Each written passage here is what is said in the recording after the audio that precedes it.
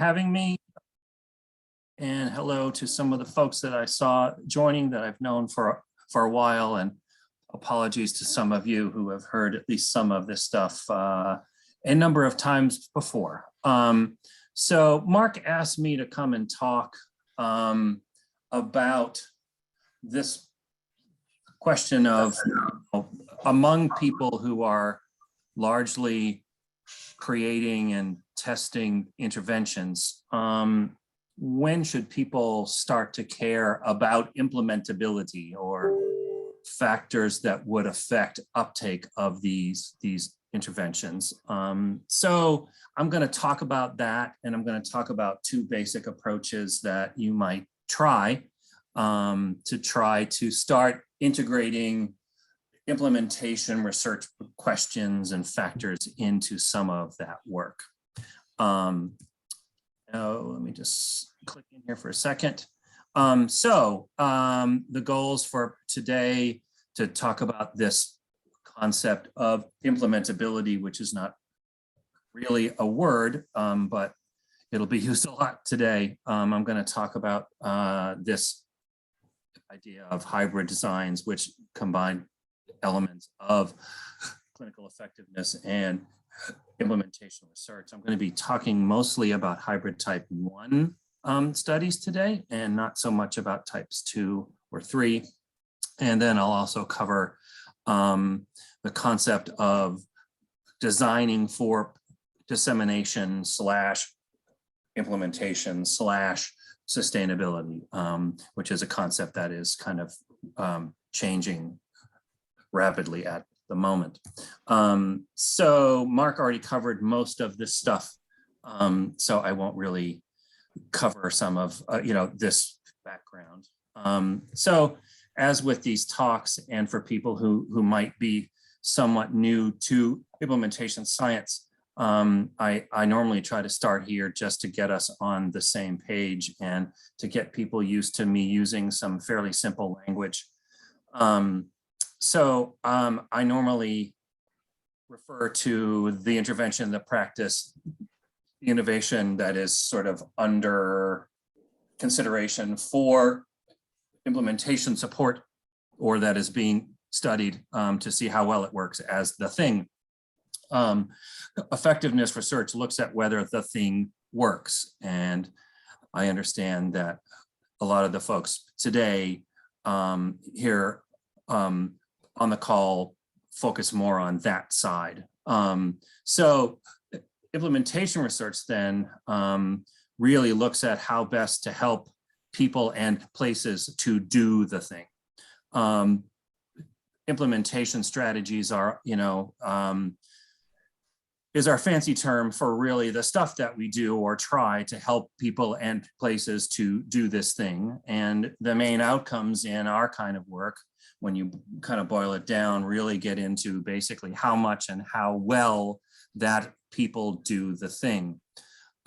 Today, I'm going to be talking pretty much mostly about the thing, not necessarily so much about how to study its effectiveness, but how to integrate looking at its implementability as you're trying to study it or develop it, or both.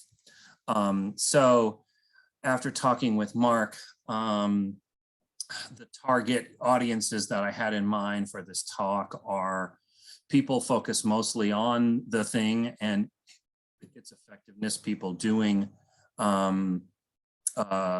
clinical trials, focusing on possibly, a thing 1 versus a thing 2, researchers adapting or developing new interventions, and also people who are working on these kinds of studies, likely doing mixed methods in the midst of some of these trials. So the question of the day really is when to start caring about implementation stuff. And so in the title, the cheeky answer was, well, pretty much now. I'm going to be talking about 2 ways that you can do that, and they vary really in when that happens. Option 1 that I will talk about really for the most part is while you are testing the effectiveness of some intervention, which is hybrid designs, and I'll be talking mostly about hybrid type 1s. But then the other option I will talk about is while you are developing an intervention or while you are redeveloping or redesigning some intervention for application to a new population, a new context, or even a new target behavior. And I will be calling that D4DIS, design for dissemination, implementation, and sustainment. So first, a bit of a history lesson. So here's a research translational pipeline, if you will, which we kind of followed to some extent pretty closely, I would say, in the late 1990s and early 2000s. There was this idea that, well, we should pretty much finish efficacy research, pretty much finish effectiveness research, still RCTs, but in more real world settings, having the interventions delivered as closely as possible to how they might be in the real world. And then when these data look strong, then, and perhaps only then, start to do implementation research and to try to figure out, okay, well, how best can we help people to actually do these things which we know work? Now, certainly there are many exceptions to this rule, especially outside of the clinical trial pathway, clinical research trial pathway. But I would say that this was a pretty strong context or process. And at the time, I can say that it kind of felt like a relay race. There was this baton that was being developed, some intervention that, you know, after you go through these trials, it is ready for dissemination and implementation. And there was this kind of handoff from a clinical research team to an implementation research team. And Hilde Hagedorn, who's on the call today, and others who might have been back there with us, certainly in the VA during this time period, it kind of felt like this, as you know, we were the final leg of the relay race, perhaps just kind of waiting there to be handed the baton and then to try to figure out how best to actually get folks to use it and to do it. So there are many problems with this approach, which are obvious. It's inefficient, it's slow, it's wasteful. So what to do about this? So the main idea that I'm going to push for today is asking implementation questions sooner. So trying to look further back and integrate implementation research questions and ideas earlier in the process, or doing some sort of a blend. And as I said, I'm going to focus on two approaches: one, hybrid designs, and two, this sort of design for D, E, D, I, and S. I'm going to start with hybrids. Spatially speaking, hybrid design approaches, as we first thought about them, were really to fit in here, really as a blending of effectiveness research and implementation research. As of late, in the past 5 years or so, there really has been some movement backwards in the pipeline. Folks trying to ask implementation questions and work on some of these issues even further back, which I'll cover shortly. The next few slides, I'm going to cover some concepts from our first hybrid design paper, which is 10 years old now.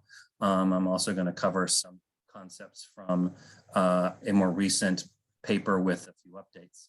So real fast, just so why these hybrid designs? Well, our hope was that we can possibly go faster, which is kind of the point of our whole field anyway, in getting research findings into routine care. And if we try these hybrid design approaches, maybe we can go faster.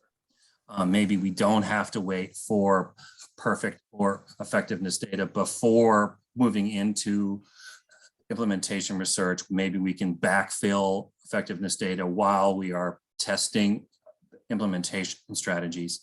And just, more from a higher level, a lot of us really want to know how clinical outcomes relate to the levels of adoption and fidelity which we are able to reach as we test these strategies. And how are we going to know this unless we have data from both sides? So I always like to say when talking about hybrids that, people were doing these kinds of combinations well before we started talking about them and writing them about them as such. Our first paper tried to bring some attention to the issues about trying to combine these research streams. We tried to give some direction, some typologies, and recommendations. Our 2019 paper offered a little more guidance. As of right now, we are working on 3 papers in varying areas. We're doing a scoping review. We're doing sort of a revised typology and a few others. So hopefully in this next year or 2, we will have some more updates and guidance out there. I do want to mention this, and Mark alluded to this in his opening comments. So our first paper focused on trial designs. There was randomization happening somewhere and sometimes in multiple places. It is clear, however, that the field, is using this hybrid concept or this hybrid approach in other kinds of designs, which are not trials. And to us now, this hybrid thing is really mostly about how to combine research questions using the full range of research designs, which make sense for the kinds of questions that you want to answer. I guess the nice part about today, though, is using more of the trial language and talking about trials, I think makes sense still for your group. So I'm going to stick with that sort of older terminology because I think that makes sense. So we proposed and still stick to this idea of 3 types of hybrid studies. Hybrid type 1, which is more focused on testing of the thing. It's mostly still effectiveness focused, but with some effort trying to gather information on doing the thing, implementability. Hybrid type 3 is the opposite. It's really about testing implementation strategies to help people to do the thing better, but still looking at those clinical effectiveness outcomes and trying to understand how those vary by implementation quality. And then hybrid type 2, the super messy bit, where in the same kind of study, we're trying to test some intervention, usually in comparison to something else, and also test an implementation strategy, which we think will work and have impact in the real world. And we propose 2 kinds of type 2s, one where you compare strategies and one where you kind of do a pilot test of only one. For today, really, though, we're only going to be talking about this hybrid type 1 and going into more detail about ways that you can do this kind of work. And sort of tying us back to our main question here about, when are we integrating these concepts? In hybrid type 1, we're talking about while you are testing the effectiveness of some intervention. So in an effectiveness trial. Hybrid type 1s are largely a conventional effectiveness study plus some implementation focused process and or formative evaluation. So for these kinds of studies, most of them are still 80-ish or so % effectiveness trial with a smaller time and effort focused on these issues of implementability, oftentimes as kind of the final aim of a study proposal. So this evaluation focused on implementation covers things like describing the implementation experience during the trial, what seemed to work and what didn't, delivering the intervention, and trying to understand barriers and facilitators to implementation during the trial, but also trying to hear perspectives of folks who were part of the trial, what might be some of the future barriers, facilitators to doing this in the real world after the study is over. People often focus on how might the intervention need to be revised going forward for better implementability, and also trying to ask people about, well, what kind of implementation support might be needed for people and places in the future to do this in the real world. So trying to get a sense of what might be some future implementation strategies which we might want to test. A hybrid type 1 study might be a good idea when clinical effectiveness evidence is limited still. So a bigger focus on implementation might be premature, but effectiveness study conditions really give a nice opportunity to explore implementation issues and trying to, plan for the future on how one might need to revise the thing and build and then hopefully test implementation strategies in the future. Implementability as a concept is something that seems to be catching on. There's a new paper out just this year with a new conceptual framework around implementability. What we're talking about here really is, and this is their definition, the likelihood that an intervention will be adopted into routine practice and into health consumer behaviors across settings and over time. And in this paper, and for today, really, I will cover mostly characteristics of the thing itself, but implementability is certainly related to the people who have to deliver it and receive it, and certainly the places where it will be delivered. So it's not only about the thing, but also about these other factors. Remember, all effectiveness trials use implementation strategies to support delivery of the intervention. At this stage, we usually don't call them that, though. They normally use a lot of resources, things like paying the clinics to take part, paying interventionists, paying for the care, frequent fidelity checks, intervening if and when that goes south. And we have this sense that some or many of those strategies used in these effectiveness trials are not really feasible for supporting widespread adoption in the real world. But that's not the question that's being asked at the moment, which is fine, but we can use this study context to learn about implementability and to learn about what might be needed implementation strategy-wise in the future. So we've been doing a scoping review for a while on hybrid types, and as I've noted here, the original definition, if you will, of a hybrid type 1 with much more effort focused on effectiveness trial and less on implementation analysis does seem to be the most common type of type 1. There do seem to be more people now who in a type 1, possibly as an earlier activity, maybe an aim 1, having more focus on implementability in developing or adapting the intervention before actually doing the study of it.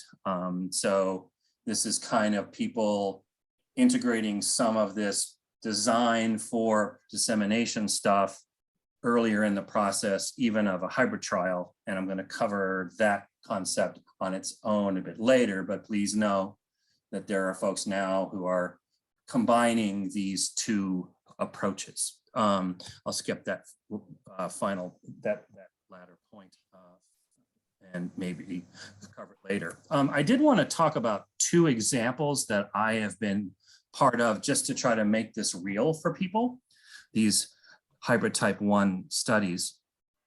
I want to talk about the first one that I ever published, which was 10 years ago. So this was associated with a large effectiveness trial of an anxiety intervention in primary care, 4 cities, 17 clinics, over 1,000 patients, randomized. There were care managers using a software tool with patients to navigate a treatment manual. The care managers were local nurses and social workers and other staff already working in the clinics who were trained up and supported to deliver the calm intervention.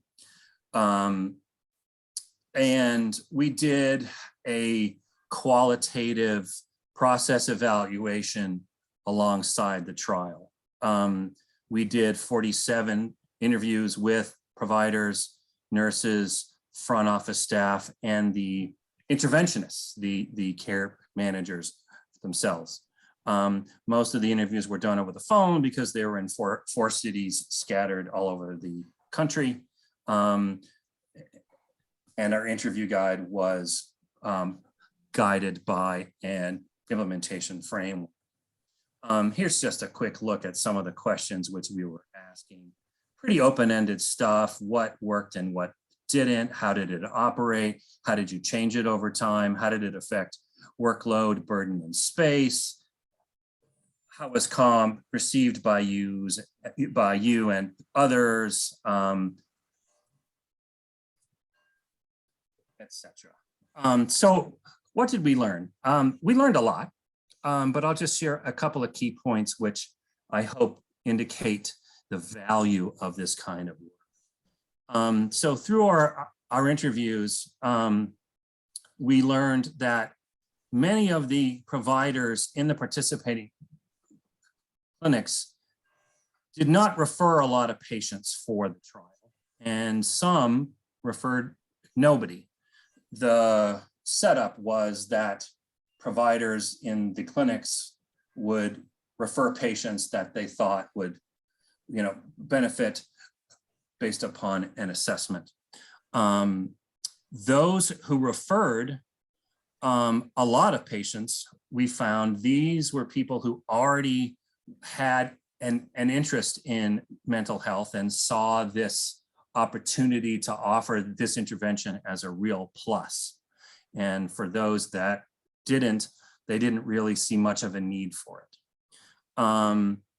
Those who didn't refer a lot of patients were not persuaded during the site trainings and site, visits that this was a good enough idea or thing that was critical enough for them to actually to take part. So using more implementation science outcome language, we learned that uptake and reach were not really great during the trial, even though researchers tried to get all of the providers to refer.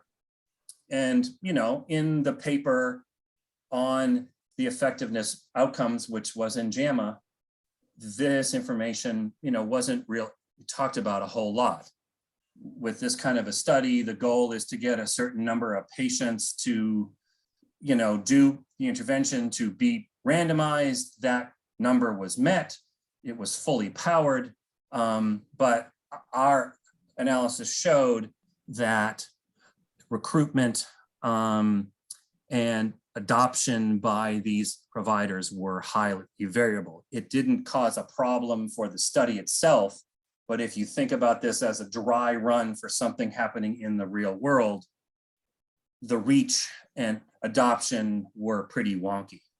So a key barrier to future implementation in this case was provider buy-in and the standard strategies which were used in the study to try to get them excited and to participate did not work very, very well. The good news was that the intervention itself was seen largely as pretty feasible, not for every kind of patient, and there was disparities across race, which they had to deal with, also.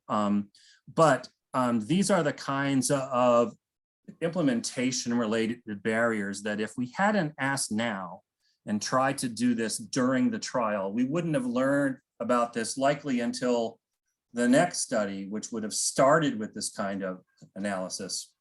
And so our hope is that this kind of work can speed the process so you can start the next study focused hopefully on implementation soon. I want to mention briefly the most recent hybrid type 1 study that I'm doing. This is from a currently funded PCORI study comparing diabetes, self-management, education, and support interventions. One is family-based with a patient and a family member per dyad, and one is standard, meaning just the patient.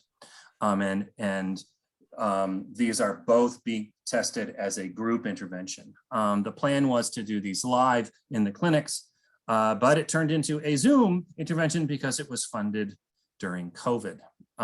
But still, the 5 clinics who were going to offer it live are still, the clinics that are in the study. They're still screening and referring, but they're just doing it now to these Zoom groups and not to live groups in their own clinic setting.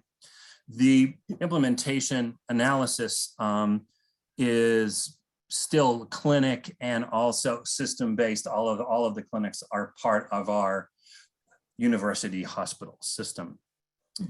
And we adapted our approach when asking about implementability to ask people to talk about, Zoom versus if they actually could deliver it live in their clinic. It's a mixed methods analysis. We have quantitative measurement, which we are focusing on also. Things like,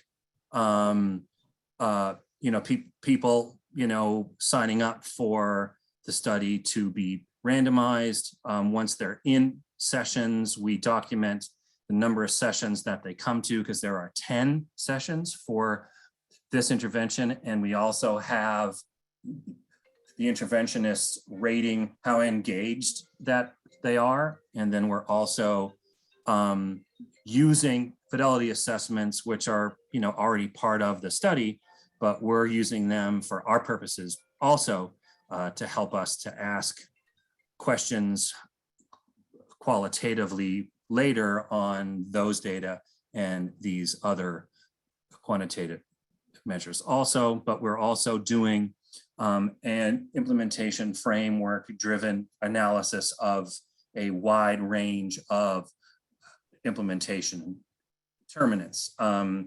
For that part, we are using this widely used framework called CIFAR, which I'm sure a lot of you know about.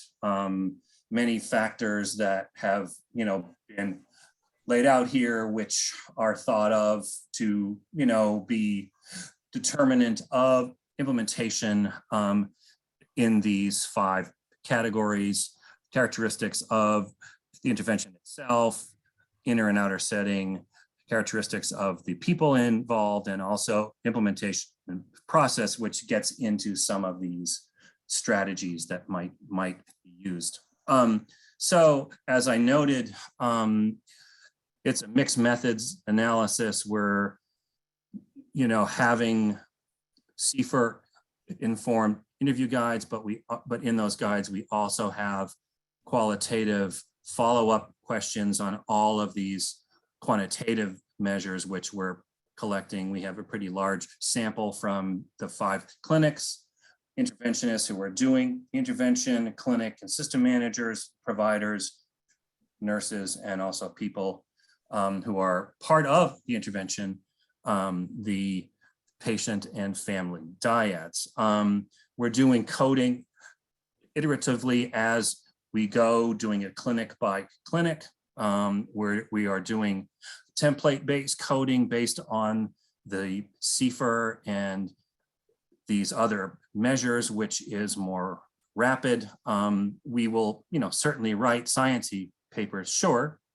But as this study is really highly partnered, driven with the healthcare system and patient communities in these areas, we also will, do brief reports for our advisory panel, our CAB, if you will, and our clinical partners. So it's kind of the goal there. There's a lot of published hybrid type 1 studies. There's a lot of protocols, but also results papers from these kinds of studies. And I don't think that they're hard to find, really. So we often get asked, okay, well, what if I'm funded to do an effectiveness study and I want to kind of add on a hybrid type 1 study to it, but that wasn't really part of it. So this does happen frequently. Some folks, they redirect some budget and resources from the main study to add some of this new, often qualitative data collection. Actually, the COM study was not written as a hybrid type 1 because we hadn't really had those ideas out there yet, but we retrofitted it. There's often opportunities to find some new resources to add this kind of new data collection, often qualitative, local support, pilot studies, asking for a supplement. I also just want to note here too that in our shop here, and I know of some others, these are great postdoc projects, adding a hybrid type 1 approach as a postdoc. I list here a recent publication from this year, and Ure Balo, the lead author who was a postdoc at the time, is on the call also. So, this was a postdoc project of a funded grant from Chris Timko and Mike Couture, folks that you might know, and that worked out really, really well. It's also possible, to not do a qualitative study if you don't have the time or money or expertise. You can focus more on some of these process measures, which you're probably collecting, as part of your study, things like fidelity to the intervention, enrollment, and just use those because you have access to them. You could also deploy some brief surveys around how people feel about the intervention and how feasible it is, appropriate, and some other kinds of surveys. I would argue too that over the past number of years, hybrid type 1s are, I think they're being seen as less of a special case and more of a routine type thing to do during an effectiveness trial. I mean, if effectiveness research is commonly thought of as the last step before trying to get people to do this thing, why not focus more as a default on some of these questions? We have certainly heard from people who have reached out to us after review saying, hey, we turned in a non-hybrid type 1 effectiveness trial, and reviewers really kind of dinged us for it not being a hybrid. Can you help us make it a hybrid one? Which of course we try to do. We're also seeing that folks are doing hybrid type 1 stuff earlier in the process, in the pipeline, if you will, doing it during efficacy type research, doing it in pilot studies of interventions. And as I noted earlier, also combining the hybrid type 1 idea with this other idea, which I'm going to cover now shortly, design for dissemination, implementation, and sustainment. I first started to hear about this term and this concept with this paper in 2014. There have been others since. There's a new one this year, which really brings a lot more thought, a new logic model, and more steps for folks to follow when trying to integrate some of these principles into initial intervention development or redevelopment for new populations or contexts. So getting back to this question of, well, when are we caring about implementation in this scenario? This is really about when you are developing for the first time or redesigning an intervention. So it's earlier in the pipeline and in the thinking than a traditional hybrid type 1. So this could be a really useful step for people who have spent a lot of their time doing intervention development. Anyway, it's a great time to bring some of this thinking from our field into this process. From the first Brownson paper, here were some of the key ideas. Really raising the concept of building in implementability assessments as early as you can, whether it's for a brand new intervention or one that already has some evidence, but you're trying to change it, adapt it, revise it for a new population, a new context, or even a new target behavior. Ahrens et al. Calls this notion scaling out. They recommend using implementation frameworks in designing the components of the intervention. I'll mention a few of those shortly, but I always like to plug this Nilsson paper from 2015, which is called something along the lines of making sense of implementation science, theories, models, and frameworks. And he lays out a typology and what they're for, and it's super helpful. This early work from Brownson also talked about how critical it was to bring in the end users of the interventions to be part of this development or redevelopment process. It makes for better interventions and I think better buy-in. And then they also recommended to try to focus on these service delivery issues, things like staffing, who's delivering it, technology, is it going to be used now or possibly in the future, and issues around dose of the intervention.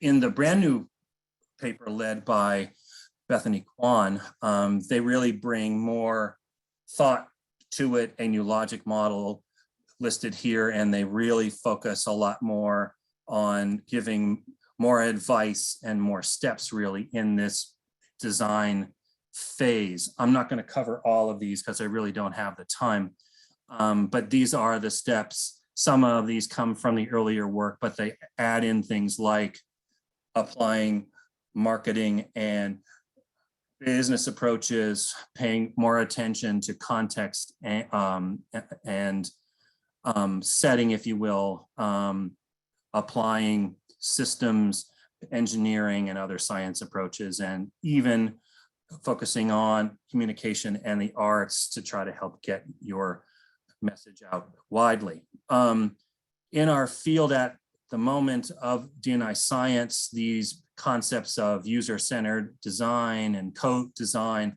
these are very hot in our field right now. A lot of people are writing a lot of papers, some of which I list here. There's a couple from pharmacy land where I do a lot of my work with some really great ideas on how to do this, because one really has to be systematic about it. Applying models, theories, and frameworks in the process, I think is not super challenging. You even can reach back into one of the earliest ones, Rogers' diffusion of innovations, which has a part of that work that was focused squarely on implementability of the thing, and really gave some clear guidance, which I think holds true today, on how to specify intervention and components to maximize adoptability. CIFAR is frequently used for this same purpose, and it's no surprise that their first category draws heavily from Rogers with a few more elements here, but folks often seem to draw from some of these other domains too. So I'm out of time. I am going to stop now. And I can't see your faces, but I'll bet that a number of you look like this by now. So thank you very much. And I'm happy to take any questions, or if you need to move on to reports from your teams, that's just fine. Thank you, Jeff. That was awesome, as expected. I want to really open it up. We do have a couple of minutes, and this is a great group. I think a range of D&I expertise and a stage of career. So I don't see any questions in the chat box. So any questions from the floor?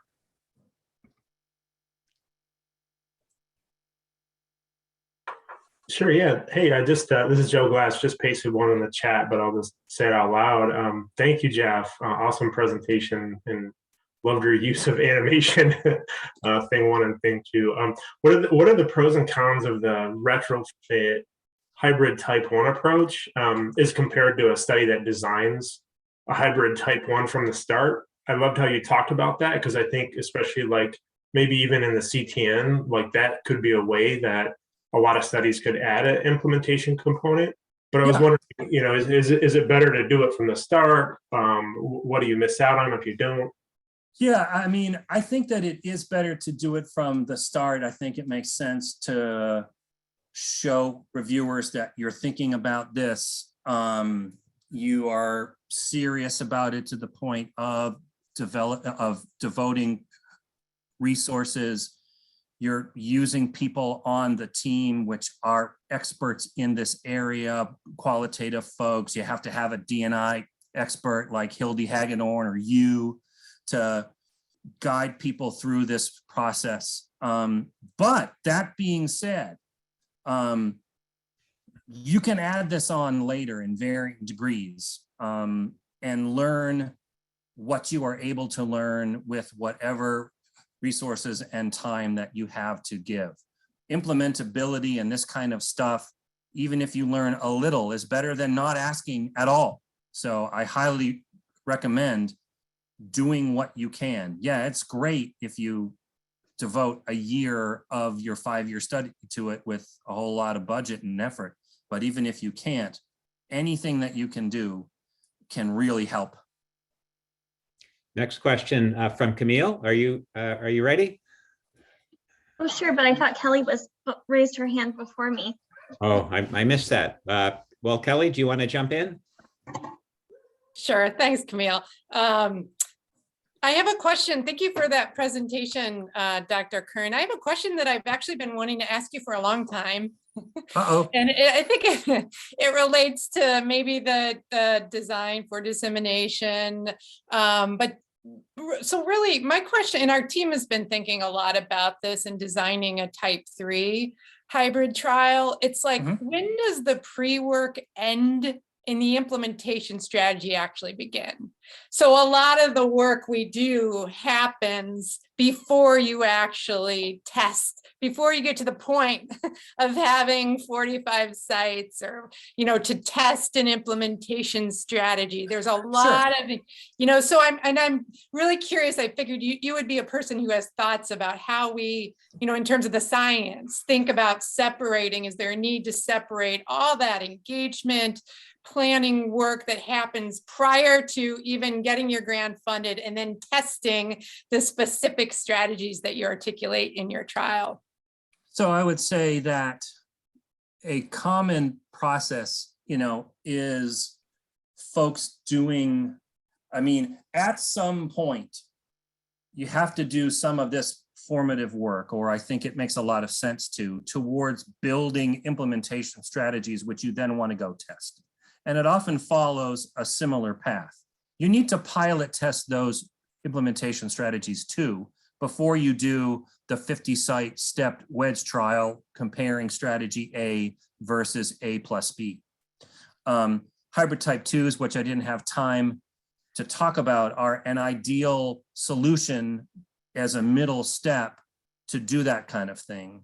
A very common kind of hybrid type 2 is even still a patient level randomized effectiveness trial, but in the service of that, we are explicitly pilot testing a series of implementation strategies, a set that we've done that work to develop, which we want to pilot test in service of this effectiveness trial, which likely isn't going to be the first trial ever of that thing, but it's moving forward towards a future focus on implementation strategies. That's not the only way to do it, but this kind of work needs to be done at some point, because you can't just land on a hybrid 3 wedge trial without having pilot tested the strategies and done the formative work to show people that you didn't just chose them because you thought they were cool, but they were based on actual data.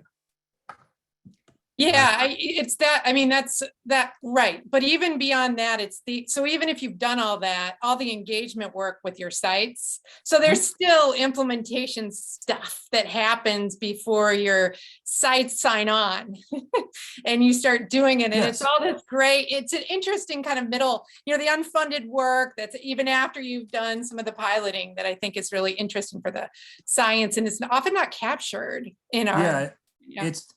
It is true, and some of that in between preliminary stuff and pilot stuff is funded through pilot studies, and like I said, a postdoc doing it, or you just self-fund it because you have to, because you just got dinged on your first R01, and so you have to go do it now, so you figure it out, right?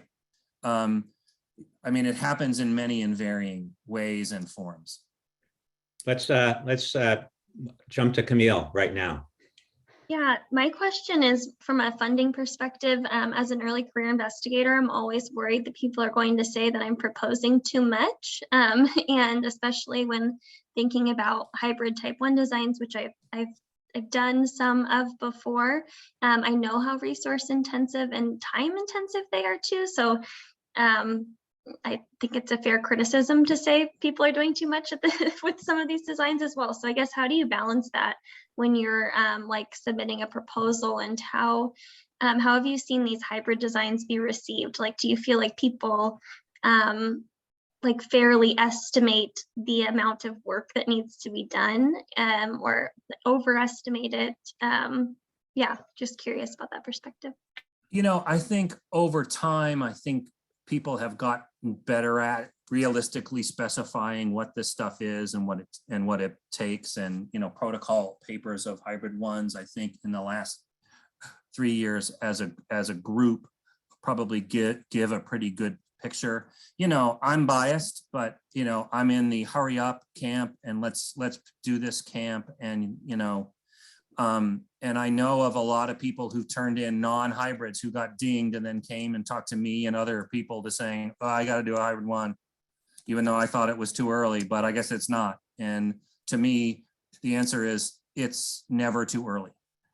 So it's just a question of getting the team together, getting the expertise together, making sure that you can devote the time and effort. You know, you can ride your power that you need on the patient level, you know, to try to make sure that you have enough, you know, time and effort in your study to devote to a rigorous hybrid type one. But they're very common. A lot of people do it. So I say go for it. Awesome. Thank you so much. Sure. Ryan, you had a question.